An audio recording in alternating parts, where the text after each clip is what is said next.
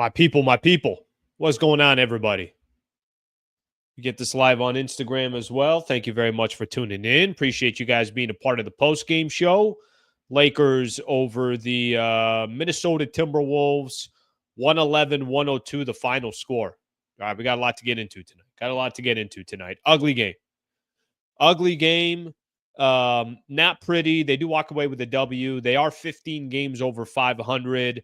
But, a lot to kind of unpack, to be honest with you. I think in most nights, and this is going to happen, I don't think you're going to play perfect basketball every single night, but kind of a weird game for the Lakers. They go up 23 points. You kind of think, all right, Lakers are going to be blowing this team out. They're probably going to rest a lot of players because you got a second of a back-to-back coming up tomorrow when you play the Clippers, so that could be an advantage. And then they're in an absolute dogfight against Minnesota, who didn't have Rudy Gobert, didn't have Julius Randle. Obviously, Anthony Edwards gets thrown out of the game. That's a completely different conversation. So not ideal how the Lakers played by any stretch of the imagination, but it is another W for them. I got a number of things that I do want to get into. I just listened to Luca.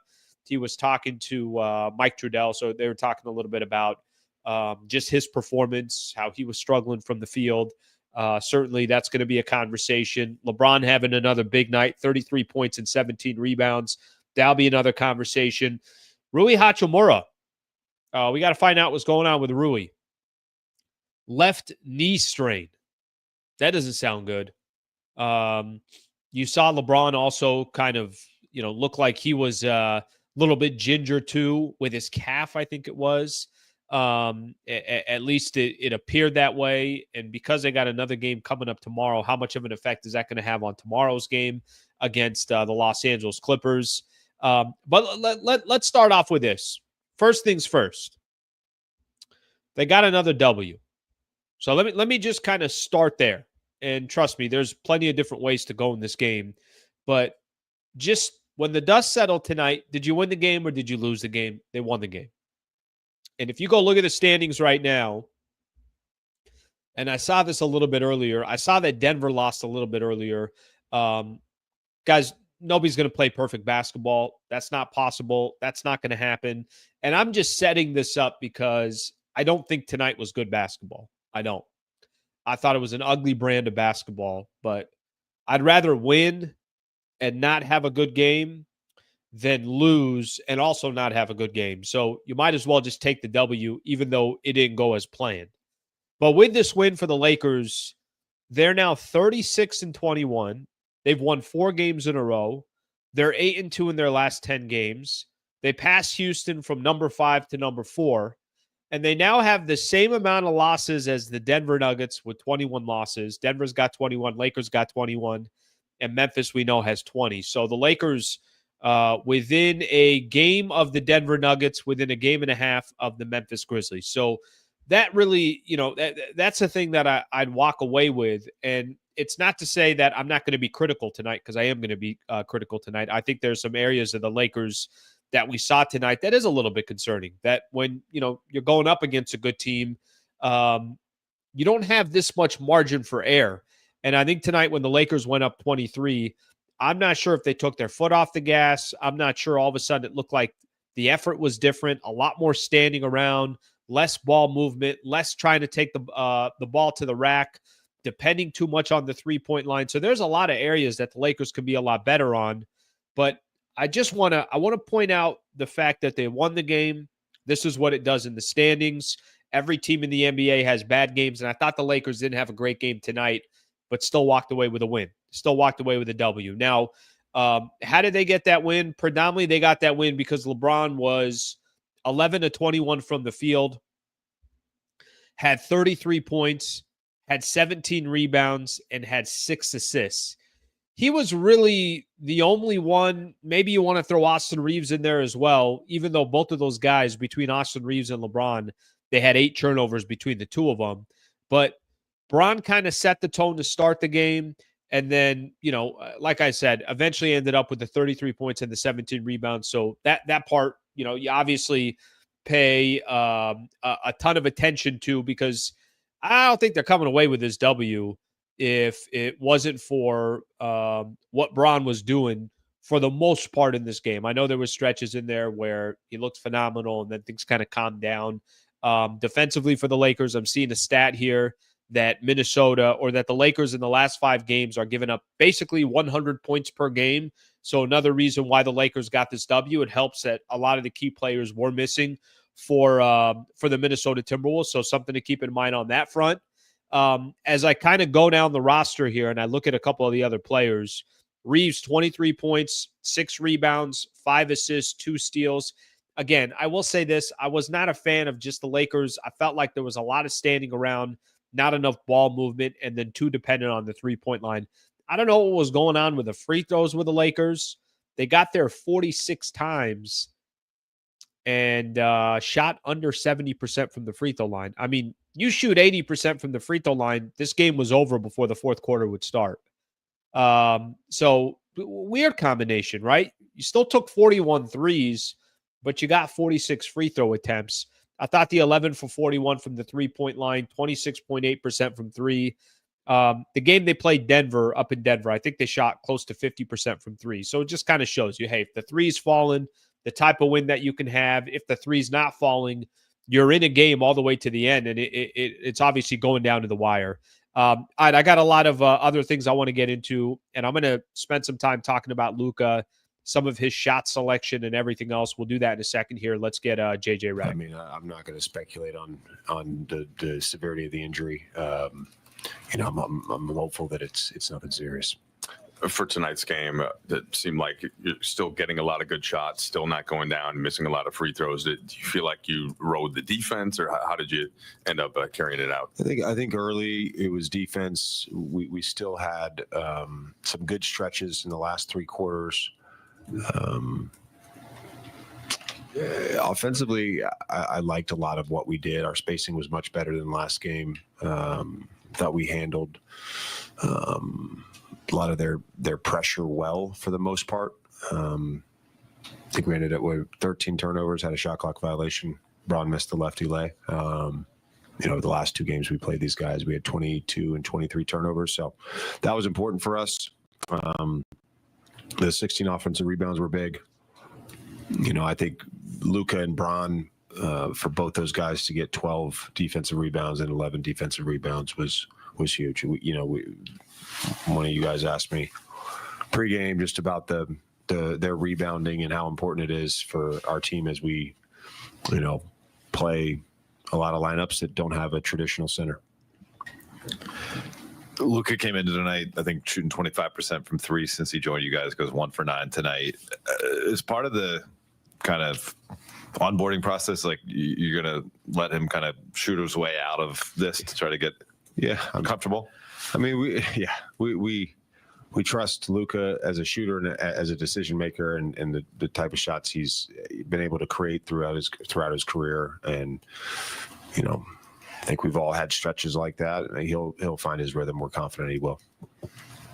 TJ, I think I asked you the other day about kind of the toll of the style you guys are playing defensively in terms of energy, and this is another game where second half of that third quarter, you guys worn down a little bit, it looks like. Are you seeing any of that? Just, you guys are playing so hard. Yeah. Are you seeing any kind of any cost for that?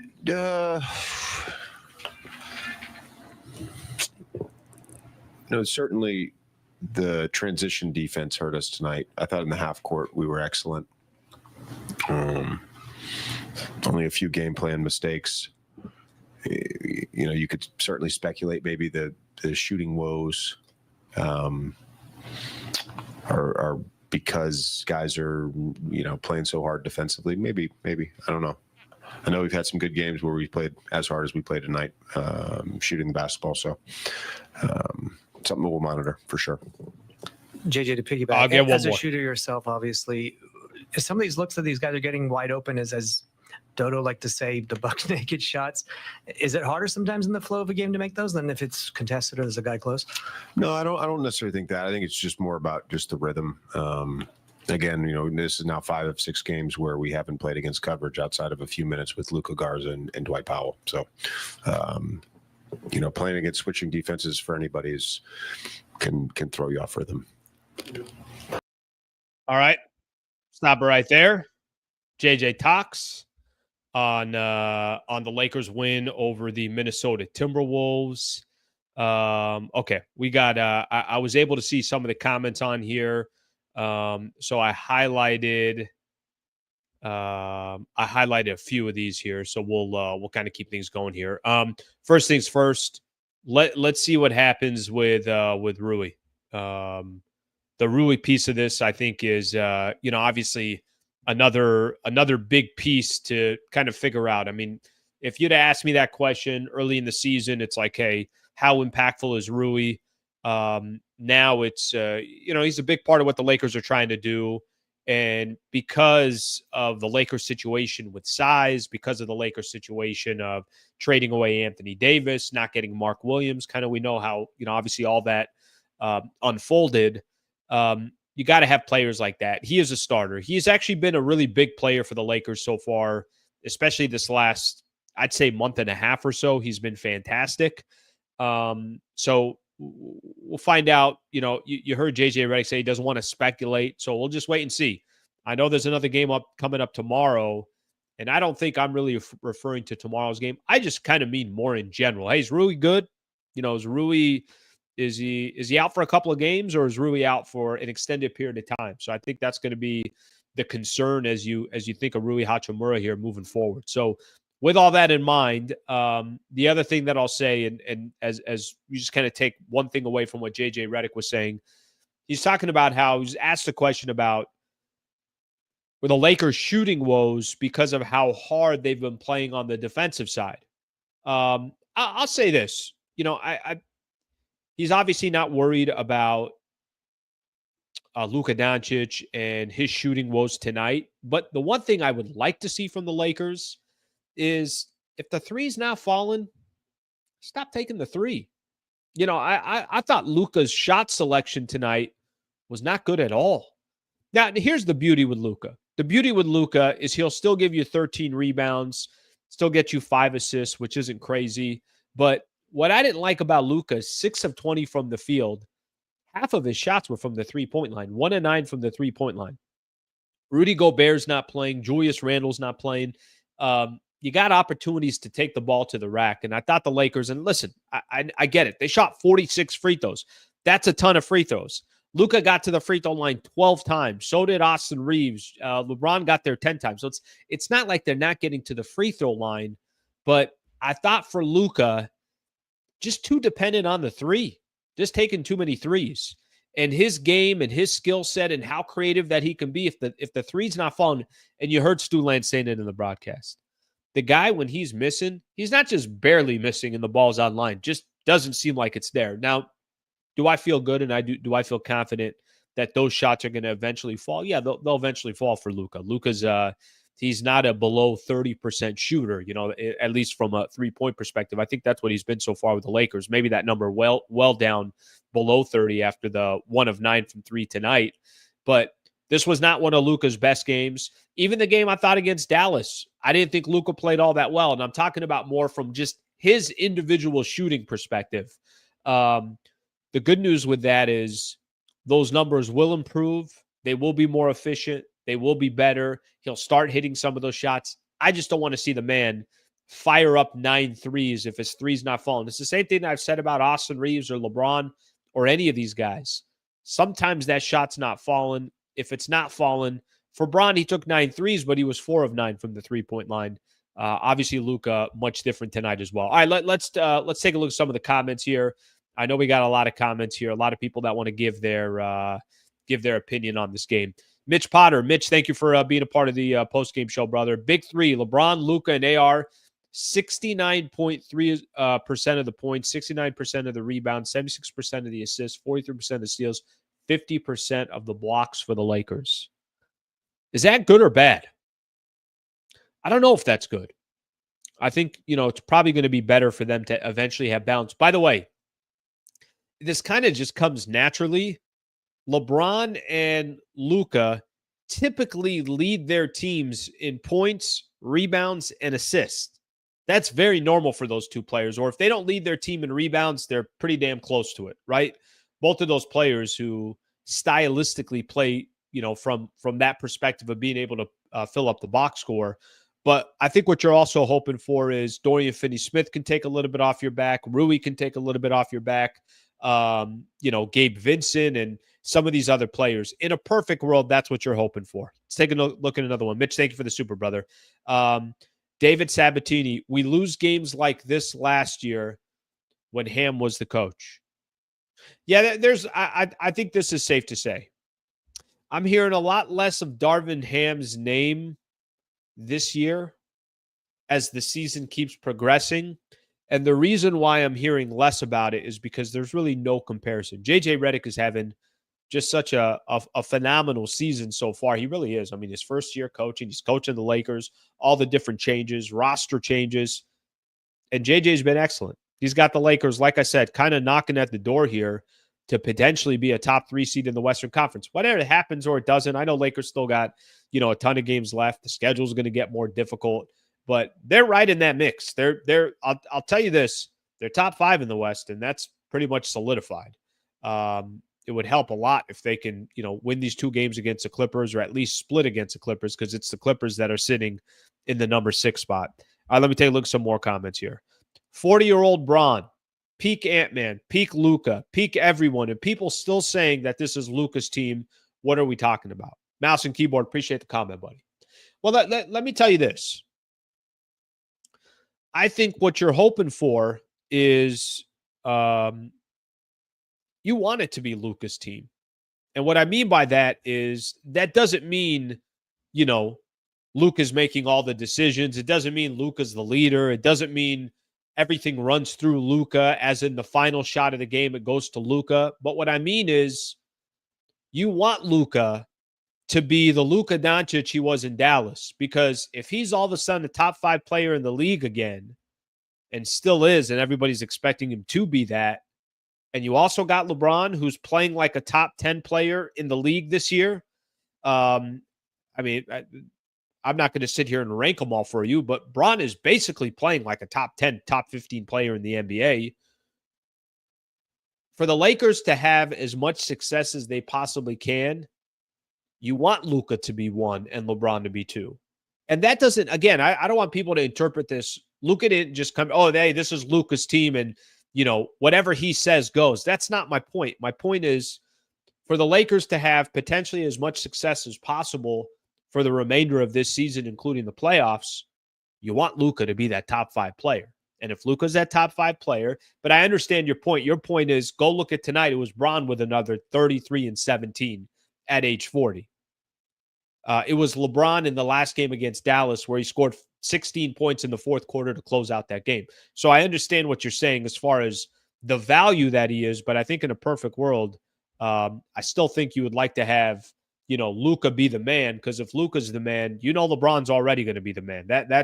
There's no question there. Bron's going to bring it every night. Chris, Luca can't hit a barn, but he's still leading the team and winning. Yeah, he could not hit a shot tonight. Really, really could not hit a shot tonight. Jesus, thank you for being a member, brother. I appreciate you. Free throws almost cost us the game. Hope Rui is okay. Yeah, I mean, that's now going to be the question. The question now is going to be on tonight is, hey, is Rui good?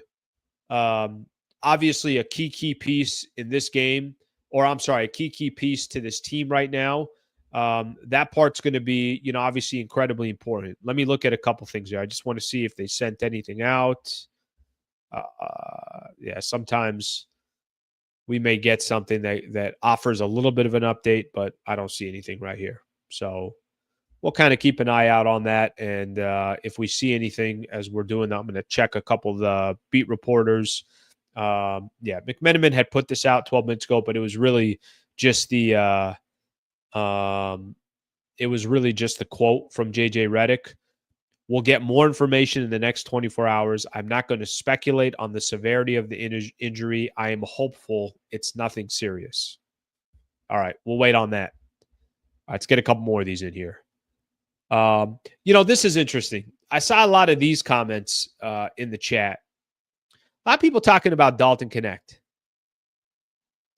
It sucks DK is going to take up a roster spot we could use to bring someone up. Let me see if I highlighted another one. I really feel the Connect trade not going through will kill us. Let me say this. First off, if the Lakers are depending on Dalton Connect, to be this savior, unbelievable player, something like that, I think we're setting our expectations too high for Dalton Connect. He is, at the end of the day, just a rookie. Now, if you want to make the argument that the Lakers not getting Mark Williams, or you wish that he passed that physical, that part I completely understand. What Dalton Connect's value is going to be for the Lakers the rest of this season is wildly different than what somebody like Mark Williams, if he did pass the physical, the type of value he would have brought to the table. But that's going to be something Lakers are going to have to address in the offseason. And to be honest with you, they're not going to really have any choice. All right, let's get a couple more in here. Sean Sanders, Luca has been mid, got to keep it a buck. Yeah, he's been, other than the game against the Denver Nuggets, that was the only game where you're like, yeah, there's Luca. Other than that, he's had some moments here and there. I think one thing he's always going to do is fill up the stat sheet. So that's kind of the beauty of Luca, is he can have a bad game but still be effective in many other ways. So I think that's something to keep in mind in regards to that. All right, let's take a look at LeBron here real quick. He's talking, and Bron, just another cool 33. Where some missed free throws and a lot of fouls, that type of thing. Yeah, we know we could have been a lot better offensively, but we've been hanging our hat on our defense, under the defensive end, and when you don't shoot the ball well, you got to be able to get stops. And they made a run. They're a really good team. We saw what they did a couple nights ago against OKC when they was down big, and those young guys came in, sparked them, gave them good energy. So, they cut it down to 3, I believe, at one point, but we was able to execute after that, get some timely stops, and was able to come on with the win. How much of a factor for your team when Anthony was ejected from the game? Our game plan didn't change. Obviously, Ant-Man is an incredible player. He keeps the defense, guessing, and trying to figure out how we can, stop him. But we also got to maintain all the other guys on the floor too. So, obviously that's a big piece for their team. They're already kind of a little bit shorthanded. But I thought we did a good job of handling it. How's your hamstring? Is there any chance it could affect your availability tomorrow against the Clippers? I'm good. We'll see how I feel when I get up. But as far as the hamstring, I'm straight.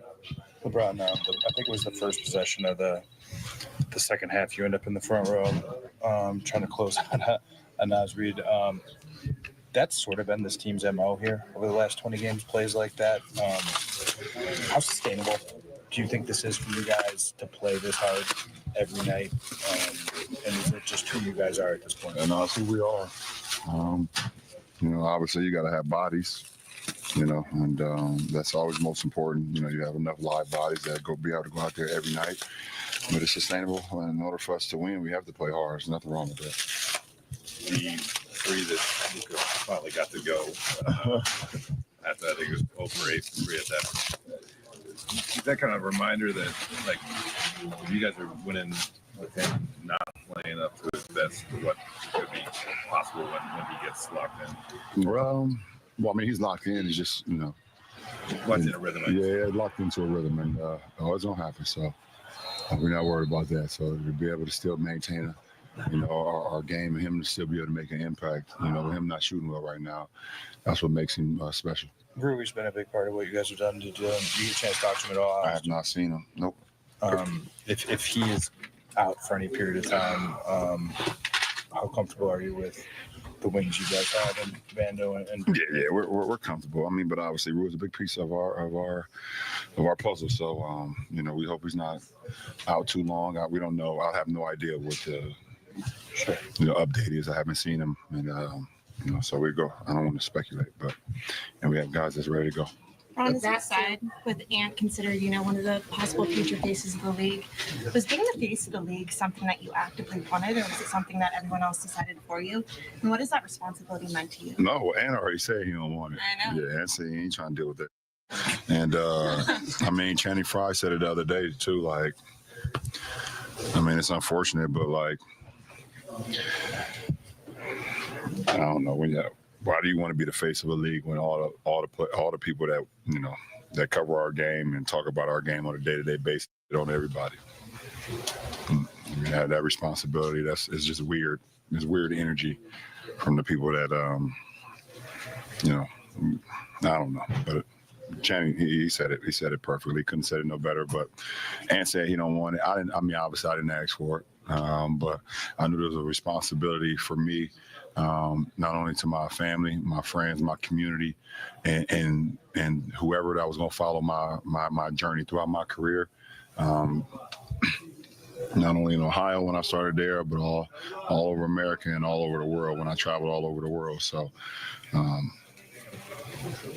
I've always taken that seriously and understood from the beginning what being a professional was all about and being a role model was all about. So try to hold that with the utmost respect and honor. And but I feel I understand.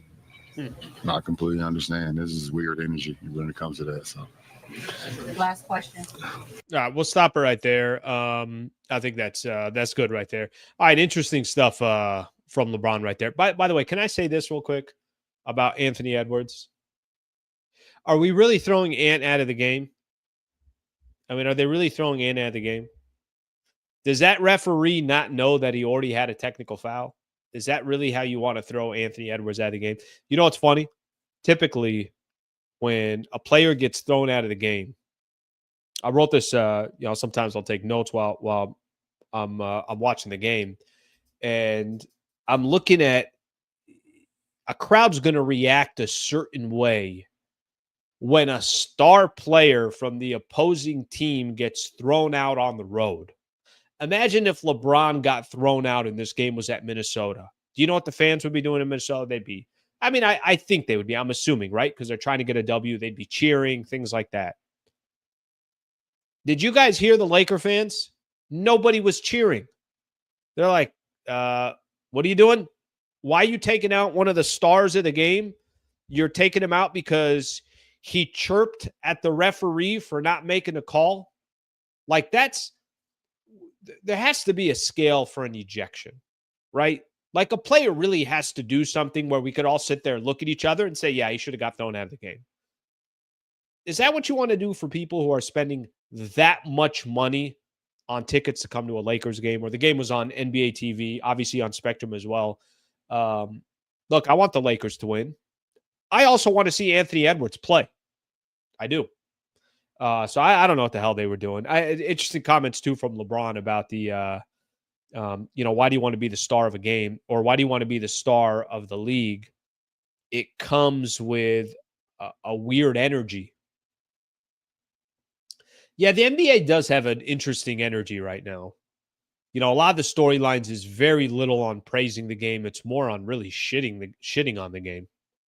That's just kind of the territory that the NBA is in.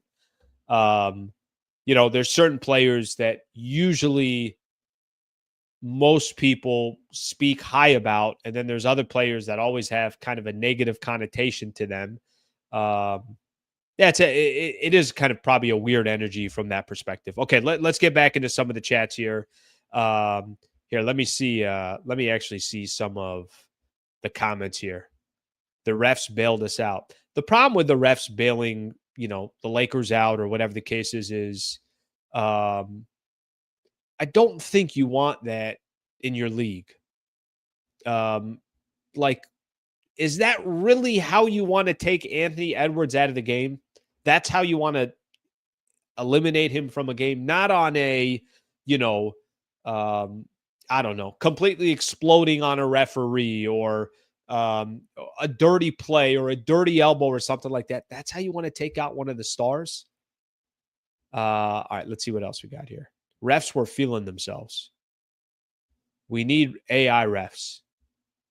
Refs were on something tonight. Refs soft. Yeah, look, I think a lot of people feel that way. Listen, and I get it. You want your squad to win.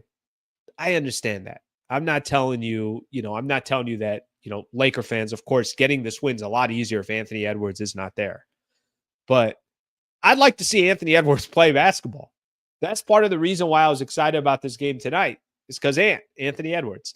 The tech would have been justified. If not for the earlier one, he shouldn't have been kicked out. That's my point. It's like you kind of already know. And I'm not telling you Anthony Edwards doesn't need to be smarter. He does. Ant, by the way, just got his 16th technical foul, so he's suspended for tomorrow's game. Okay, well, that's pretty dumb from Anthony Edwards as well. They got a game at Utah tomorrow. So I'm not telling you that he shouldn't be smarter as well, but are we really throwing out Anthony Edwards for that? Oh, man. Can you imagine in an NFL game that Patrick Mahomes is complaining to a referee and they actually throw him out of the game in the third quarter and a backup quarterback is coming in? That one's tough. That one is tough. All right, let's see some more of your comments here. David Sabatini, thank you for the super, brother. Happy with the split with the Clippers this weekend. Yeah, I gotta be honest with you. I'm not completely against that. Lakers are going to be playing 3 games in 4 nights, and I know a lot of people typically. I know a lot of people will typically say, "Oh, who cares? Who cares? These guys are playing this many games, this many nights." Nah, I mean, I think for the Lakers, they're cramming in a ton of games right now. They're going to be, cramped. This is just kind of how the NBA schedule is. But with that in mind, Clippers tomorrow, second of a back-to-back. You'll have Clippers again on Sunday. I'll take a split. I'll take a split on that. You stay. What would they stay in the standings? They would stay in the standings 5 games in front of the Clippers. Yeah, I'll take a split. Obviously, if they're able to do better than that, great. But you certainly don't want to walk away losing both of those games. And we'll see. I mean, last time Lakers played them, they blew them out. So I don't know. And Clippers, see their last game that they played. They finally won a game. Who did they beat? I know they were on a 3-game losing streak. They just beat the Bulls by 5. But they had lost to the Pistons, the Pacers, the Bucks. So they were kind of struggling here a little bit over their last few games. So something to keep in mind on that front. All right, let's take a look at some more comments here. You'll never get skipped if you sent to Super Brother. I got you right here. There we go. I always go back to them. Don't worry. You're never going to get skipped. These numbers will happen every game. I see the Lakers' big 3 fluctuating, and that's fine. Yeah, I think more importantly, I think offensively for the Lakers, once Luca starts getting into some type of rhythm, Luca has not been in rhythm since he's been a Laker, period. And nobody seems too concerned about it. JJ Redick doesn't seem concerned. LeBron. I mean, I don't think anybody's concerned. I think he's going to eventually get into a rhythm, but that will also help them a ton as well because, you can kind of have a little bit less on some of these other players' backs to go get W's. Speaking of the 3 that we're talking about, here's Austin Reaves. Points a game. Is defense something you can hang your hat on really going forward from here? Yeah, I think it's just, taking pride as a team to, stick to the schemes that the coaches are giving us. We've stuck to schemes and we've guarded teams well. And when, teams have had success and, on our defense, the coaching staff has done a really good job of changing. And, we've done a good job as a team of adapting to, what we need to do to be successful. We've talked for weeks ever since you guys have been playing this high level of defense, this much effort, just the effort and the energy is required. Did it feel like tonight where, especially after that first quarter, just the energy level was just hard to reach to consistently, especially at least offensively? I guess you guys shot 69% on free throws. Is that, I guess, a sign of the energy levels kind of dipping after the first? Did you feel like you guys were running out of gas after the first quarter? No, I just don't think we played good. But like I said, when you win games that you don't feel it as you played good, then that's a good sign. But I mean, I think playing hard is very valuable, and we probably got one guy in here that has an excuse because he's 40 years old to get tired of everybody else. Play hard and don't have that dip as you're talking about, I guess. Did you ever talk to Rui? Is he okay? I have not seen Rui or talked to Rui. I was going to go find him after I iced. I don't know if he's left yet, but I haven't. I didn't see anything because Ant hit me in the nose when I tipped that ball ahead. So I didn't even know he was gone until the play resumed, and I think Doe subbed him for him. So I have not heard anything. This is the most games over 500 the Lakers have been since they were defending their championship. You were still in college. Does it feel that way? Like, can you feel like how good of a team you've been compared to like even the other Laker teams that you've played on in your career? Yes, winning is fun, and winning makes your life very smooth. Losing sucks. So when you win, you're happy. When you lose, you're not happy. So winning is very vital for my everyday life. All right, stop right there. Austin Reaves feeling a certain way about the W's. Yeah, it's kind of funny listening to him kind of go through. I like what he said. I actually really like what he said about one thing specifically about, hey, we just didn't play well, but we still won. And I think that's the thing that I was trying to make mention of in the beginning. It was not a good game for the Lakers. I don't think anybody's going to look at this game and say, hey, they were phenomenal from the free throw line. No, they weren't. Hey, they were great from three. No, they weren't. Hey, Luca was fantastic. No, he wasn't. But they still won the game. So just grab the W and keep it moving. You're going to have games like this in the NBA. I know the Lakers are going to play better. They've proven that they're going to play better. They're 16-4 in their last 20 games. I think this just kind of comes with the territory. All right, quick shout out here. Got to talk about one of our partners. Got to talk about the Wallace firm, Brad Wallace and the Wallace firm. Known Brad Wallace for about 5 years now. He used to advertise me when I was on 710 ESPN, and, I had my Lakers show there. I was doing the pregame. I was doing my radio show with Travis, and we had a partnership back then. And then here he is now wanting to follow me on YouTube. So I'm very, very appreciative of him and his business, and I want to promote his business as much as possible. And if there are any listeners out there that think they're in a position where they can use somebody like Brad Wallace, then I'm happy to make an introduction. If you or someone you know was in a serious injury, you should reach out to Brad Wallace and the Wallace firm. Let him walk you and your family through your legal options. I'm sure it's very intimidating. It's a daunting process. Let an expert in the field help you, and that's exactly what he is. So specifically what he does, if you or someone you know, someone close to you, has been seriously injured or is dealing with the loss of a loved one, you should find out what your legal options are. Of course, you deserve the absolute best in the business. He can help anybody in the state of California, and I'll make it a personal introduction if that's something that's helpful. So I'll tell you this. We have a URL here. It's wallacewins.com/Sliwa, wallacewins.com/Sliwa. You can get your free consultation. Or if you send me an email and you want a personal introduction, I will introduce you to Brad Wallace and the Wallace firm. So thank you to their partnership. And my goal on here is to make sure that if somebody needs someone like him, I make an intro, and we'll go from there. So thank you for the partnership, and I appreciate you guys also being a part of obviously the reads when I do those. Okay, let's keep things moving here.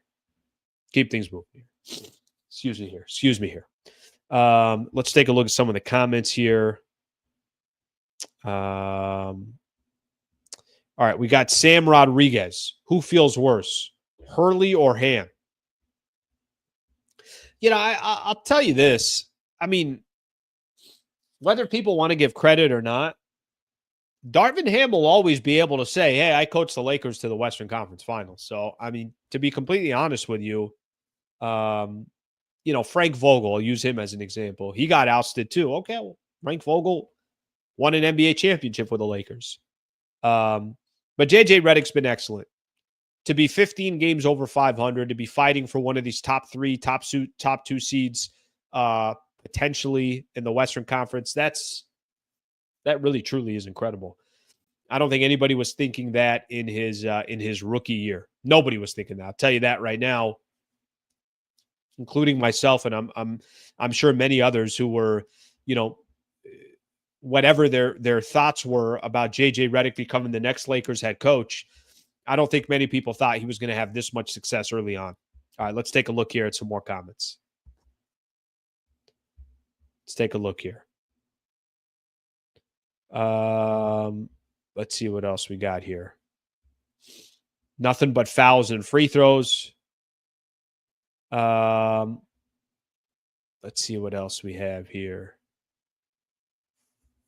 Clay always got touch fouls. So did KD. All right. I think you guys are probably having a conversation about something else here. I want to give some love here real quick.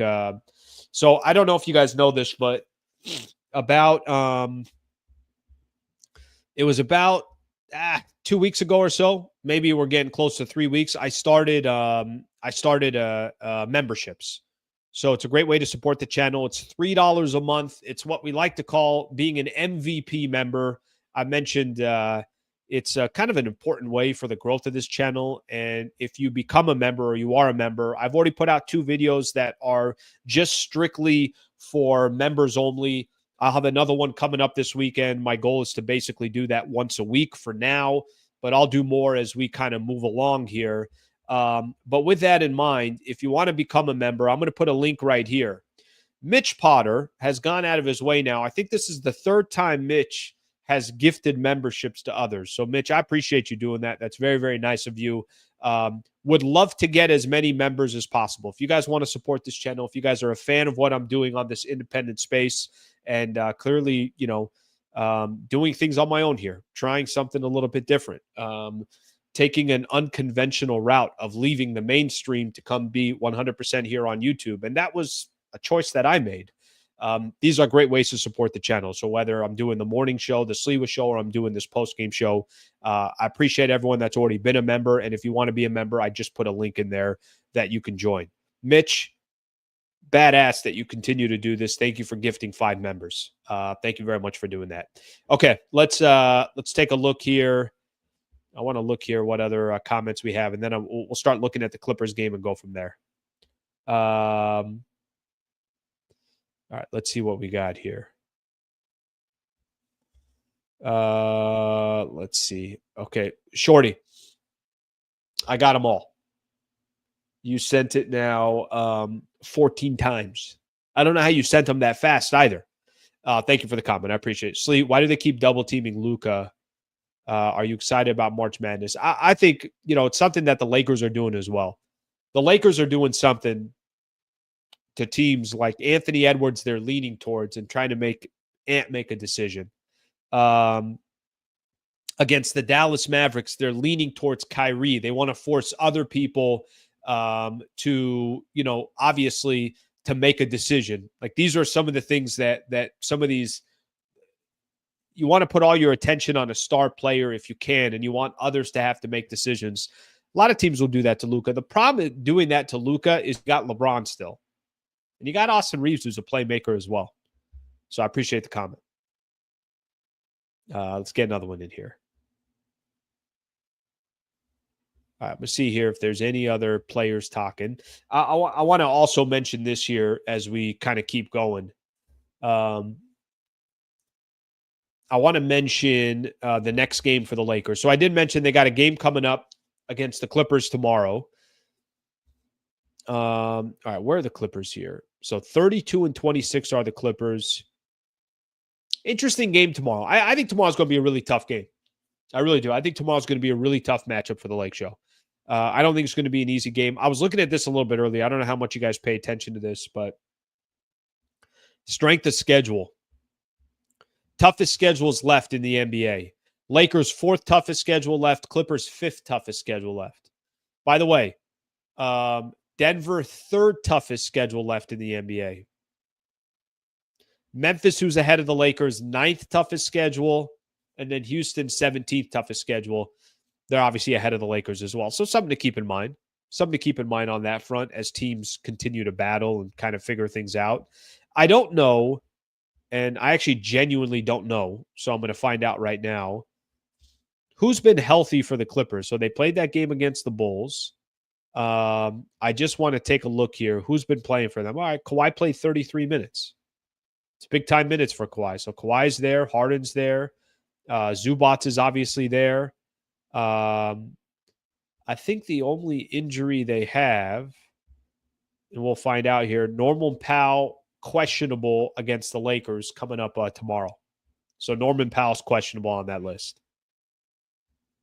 Everyone will play. See, Lakers 15 games over 500. Wolves just 4 games over 500. Yeah, it says questionable. So unless something changed here, people saying that Powell be out. So Powell's been a really, really good player for them this year. Really, really good. Lakers typically aren't great on back-to-backs. Now we'll find out tomorrow. Hope Rui's okay. Again, a lot of these about Rui, which, makes a lot of sense. Okay, let me get a couple more of these in here, and then we're going to call it a day. And then I got my show coming up again tomorrow morning. Let's get John here. John says, Lakers played down to the Timberwolves level without Edwards. Fans missed out. Refs too trigger happy on the tees. Oh, just absurd. Just absurd. Absurd that you would decide you're going to kick Anthony Edwards out of this game. Just absurd. It really is. John, I appreciate the super, brother. Thank you for doing that. I mentioned Mitch gifted 5. We got Rokin on here gifting 5 as well. Take advantage of those gifts, and I'll try to do everything I can for the members to kind of have some exclusive content for you guys as well. A little bit more behind the scenes and things along those lines. So thank you guys. Rokin, really, really appreciate gifting the 5 memberships. Mitch, I really appreciate you gifting the 5 memberships as well. Somebody was putting on here, I forgot to see this. Happy birthday, Luca. Luca's birthday coming up in an hour. So he's February 28th. One of my cousins, as close as it possibly gets, grew up with a guy who's always in the chats as well. His birthday, February 28th. So his birthday coming up in an hour as well. Shares the same birthday with Luca. Luca just happens to be athletic, a multimillionaire, and really good at what he does. My cousin, not so much. Wasn't the best basketball player. All right, let's keep going here. He did beat me one time one-on-one, and he was in flip-flops, and he still reminds me of that. So just he still reminds me of that. All right, let's get a couple more comments here, and then we're going to get the hell out of here. Cousin Slee, that is correct. Cousin Slee. Slee, can you start the morning show late tomorrow? Yes, 8:01.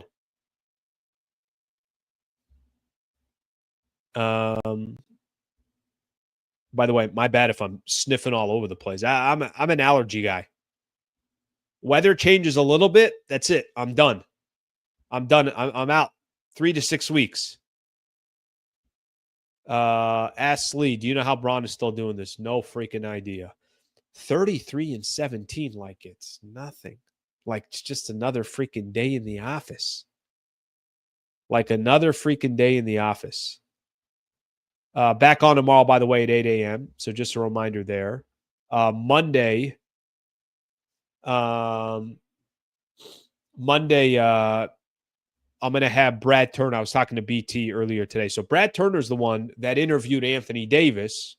I've known BT for a long time. He works for the LA Times. Really good dude. He was on with me all the time when I was on radio. I was always bring him as a guest. He interviewed Anthony Davis, who was AD, that had the quotes to him about, about the front office of like, hey, how did nobody else know?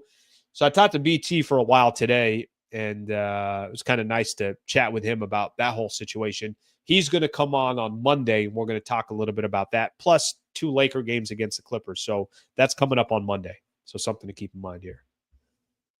All right, let's see what else we have here. Tommy Bello, the super sticker here. Thank you, brother. I appreciate you supporting the channel. I appreciate the love. Thank you, buddy. Thank you very much. Got a lot of generous people on this in this chat. A lot of generous people that watch this this post-game show. All right, let's see. A couple more, and then we're done. All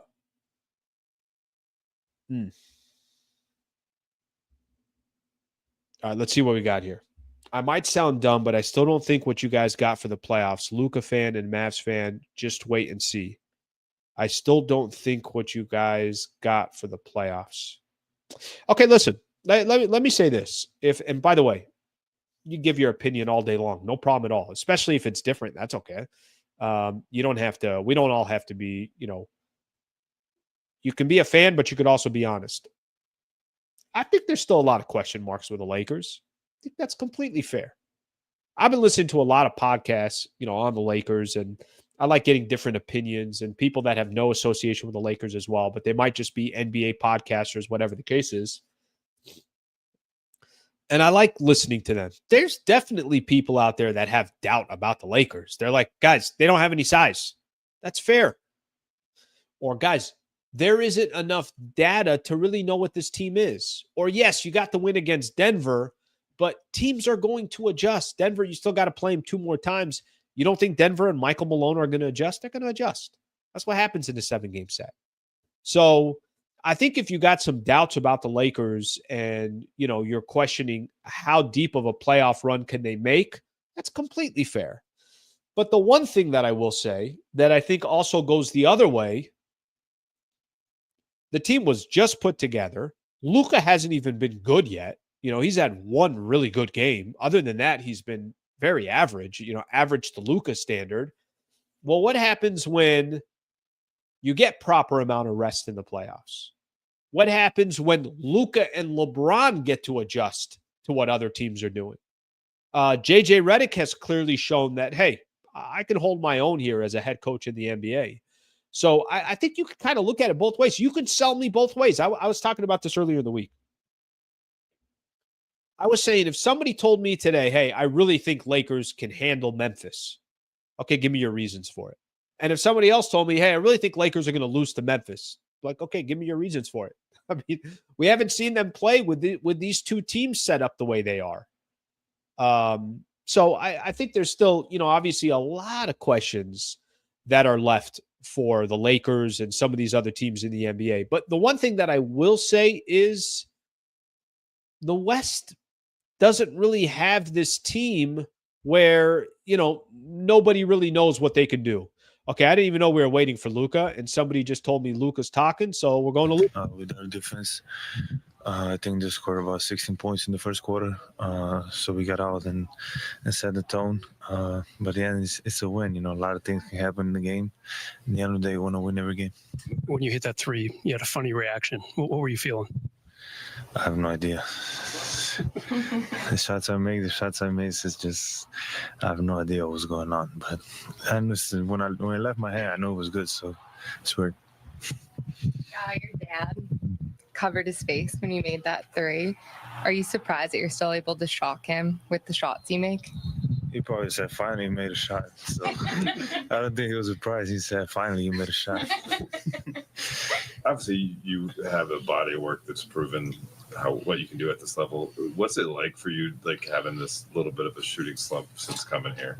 Yeah, I think it's a big thing for me, You got to go through a lot of downs to get to the highest point. But, it's a big challenge for me, just getting back into my rhythm, making those easier shots for me. And just it's a big challenge for me. And I look forward to it. The version of the Lakers that you guys played when you were with Dallas earlier this year wasn't a very good defensive team.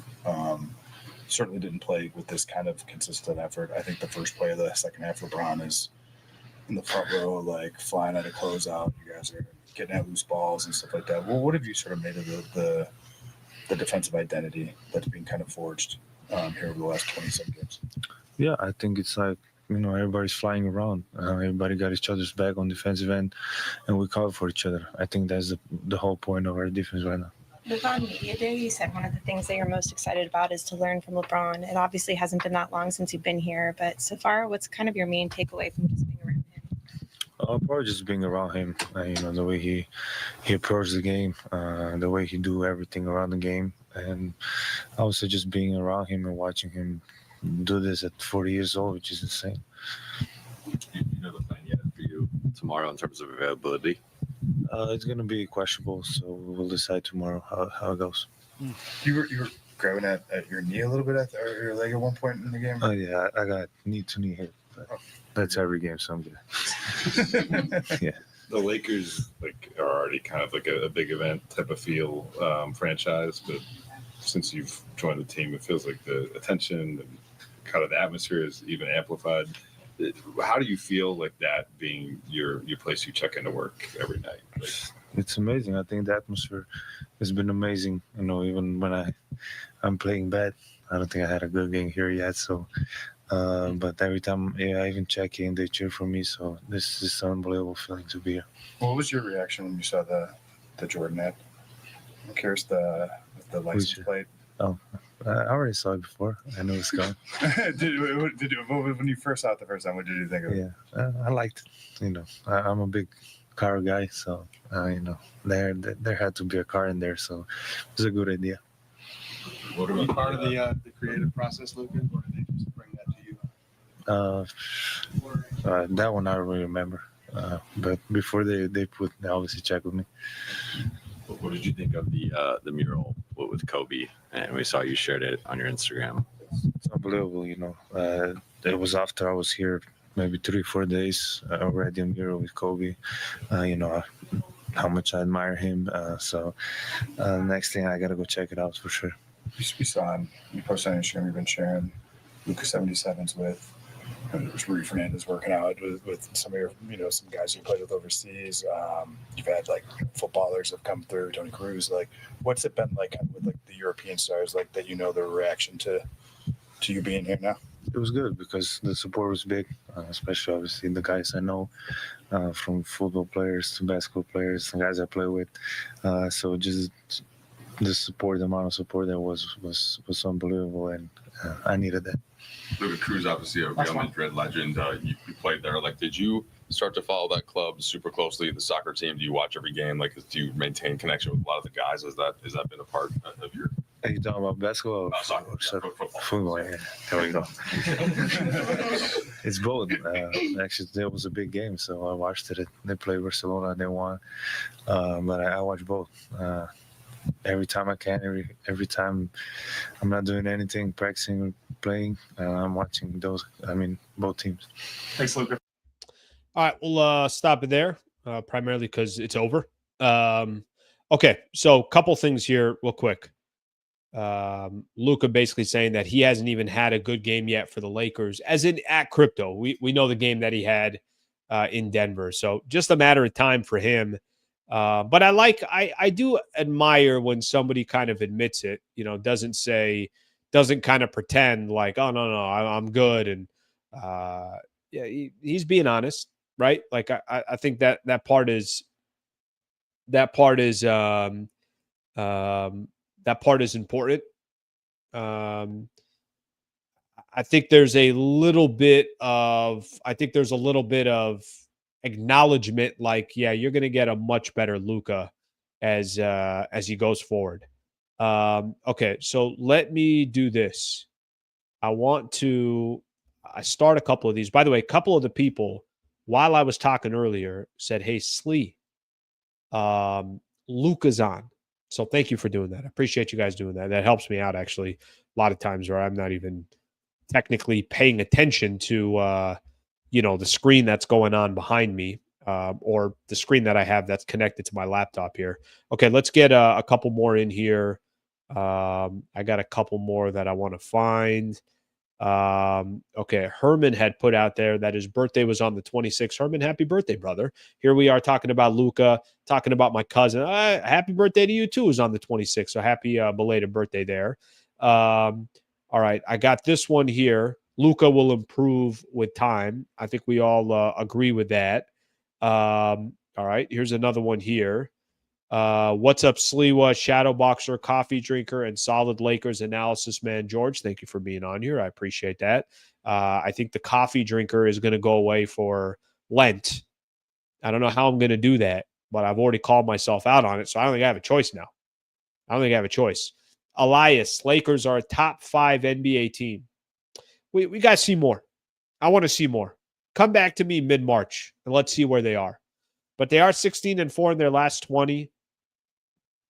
They have found ways to win a lot of games against good teams. But because the roster is so different in such a short amount of time, I'd like to see more. I'd like to see more there. Okay. I mentioned this as well a little bit earlier, and we're going to kind of close out the show with this. I've had now a couple of people so far on the chat that have been really, really kind tonight and are trying to support and get as many of our group here to be members. Mitch Potter already gifted 5 members. Mitch, thank you for doing that. Mitch has done this a couple times. Roken B, I mentioned earlier, that had dished out 5 dimes as well. And then Anthony comes in here. Anthony's not messing around.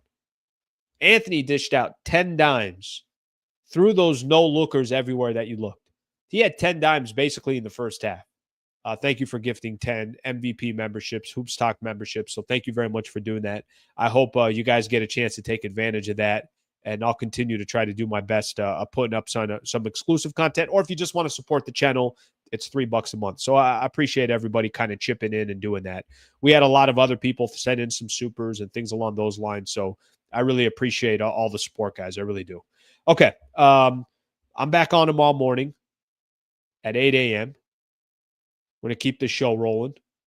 We'll have obviously a full show ready tomorrow and kind of get a lot of different topics. I kind of want to go into what LeBron was saying about do you really want to be the star of the NBA? What comes with that? So we'll have some different storylines coming from tonight's game and getting ready for Lakers and the Clippers and everything else. So we'll do all that tomorrow morning starting at 8 a.m. Thank you for being a part of the show. Thank you for supporting the channel. Please subscribe to the channel if you guys are yet to subscribe. Hope you guys have a great rest of your night. I'll see you guys tomorrow morning at 8 a.m. Thank you, everybody.